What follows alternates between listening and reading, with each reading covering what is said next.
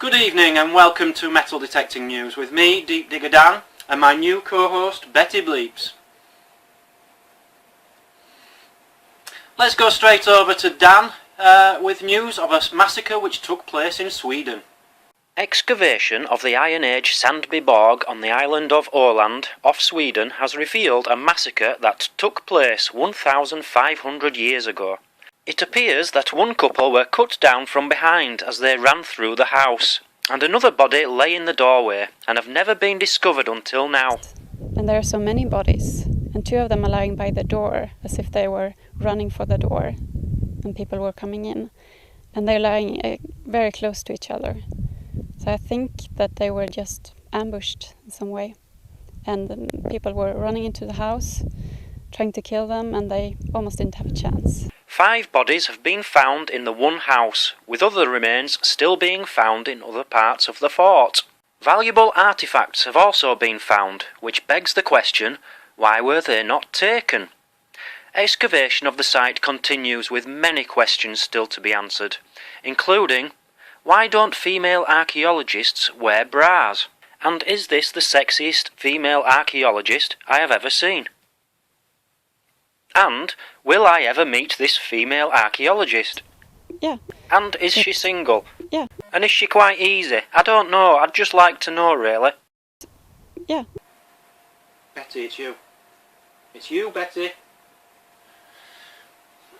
Now over to Dan with news of 2,000-year-old Iron Age finding of some buckets. Betty, come on, you've got to come out of your shell, you can't carry on like this.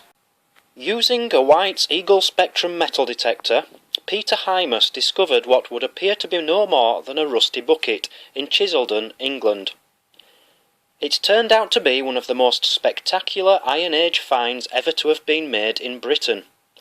On completion of an excavation, a dozen large vessels were found which were more than 2,000 years old. The hoard, named the Chiseldon Cauldrons, were used by Celtic tribes before the Roman invasion took place. Deemed far too important and fragile to be returned to Chiseldon to be displayed, the local history group has raised £2,000 to pay for a full-sized replica of one of the cauldrons to be made, which will go on display next month. Here is a braless babe archaeologist to tell us more about the restoration of her wonderful bowls. It was a really difficult excavation because it was in the middle of a field and we didn't have vehicle access to it. We had to go out on foot. The pit's been sectioned, so it's been cut in half, and the edge of it runs around here. This cauldron that I'm working on now is this one down at the bottom here. We're fairly sure that the cauldron doesn't contain anything. I can only sit back and hope that one day she will whisper in my ear. I can work on it better here because the trolley goes up and down. Are treasure hunters now turning to Robocop to help them find treasure at the bottom of the sea? Here's Deep Digger Dan with more.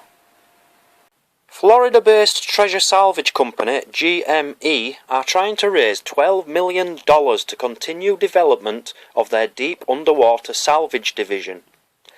The company are planning to rescue billions in gold and treasures from the ocean depths with the amazing new technologies such as the Deep Worker and the exosuit. 1, 2, 3!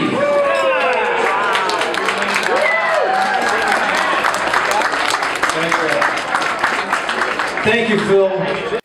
It may look like Buzz Lightyear, but the exosuit is used by the US Navy and NASA, and GMS's aim is to try to be the only people in the world using these for treasure salvage. The price for an exosuit will be $2 million to $2.6 million and comes with a week-long training course. Alternative colour options have still to be decided, but you do get a sticker which goes on the chest at no extra cost.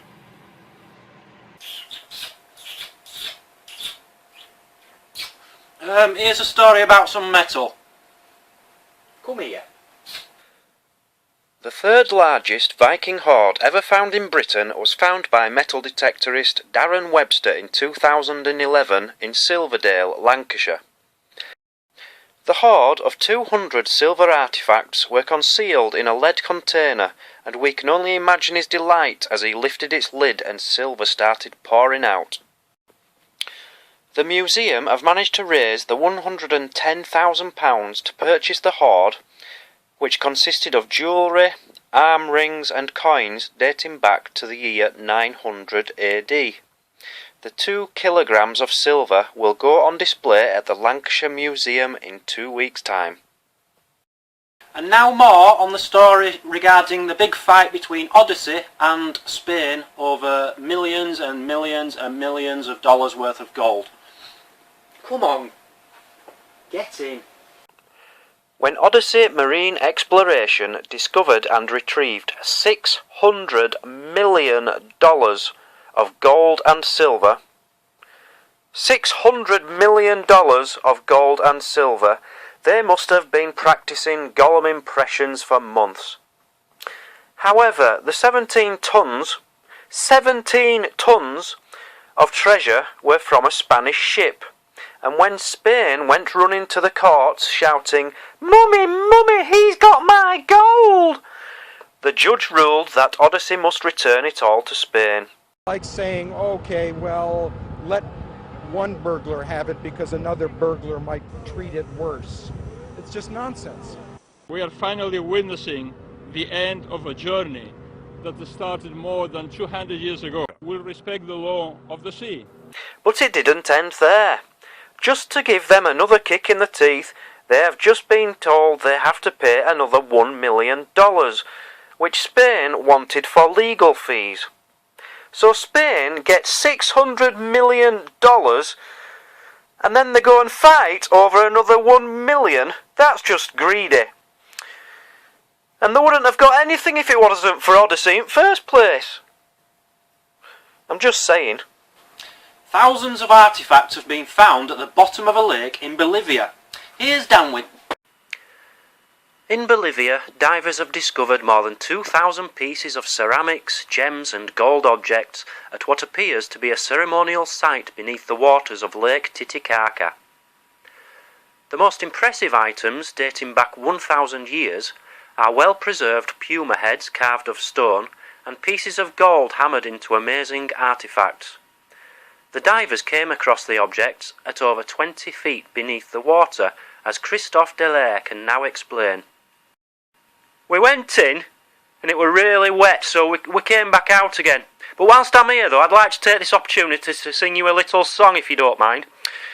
We all live in a yellow submarine, a yellow submarine, a yellow sub... Come on, sing it! We all live in a yellow... The dive is due to last another 2 years, so there's surely many more great objects to be found.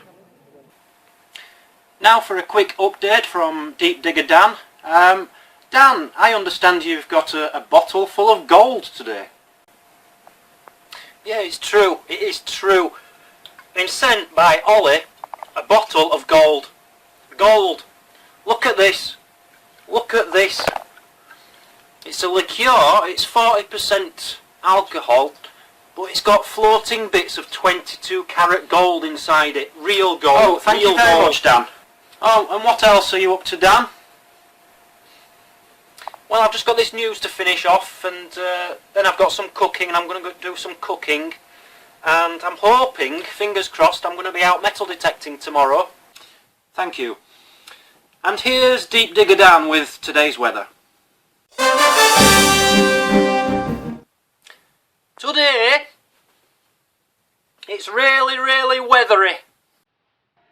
That's all we've got time for this week on Metal Detecting News. I hope you've enjoyed it. Me and Betty certainly have. And join us next time. Thank you very much. Goodbye.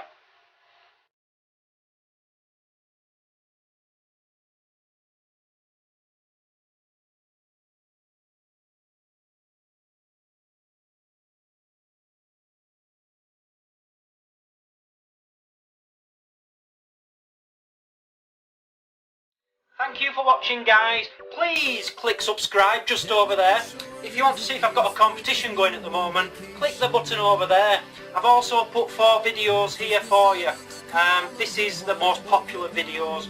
So I'll see you all later. Thank you for watching. Bye bye.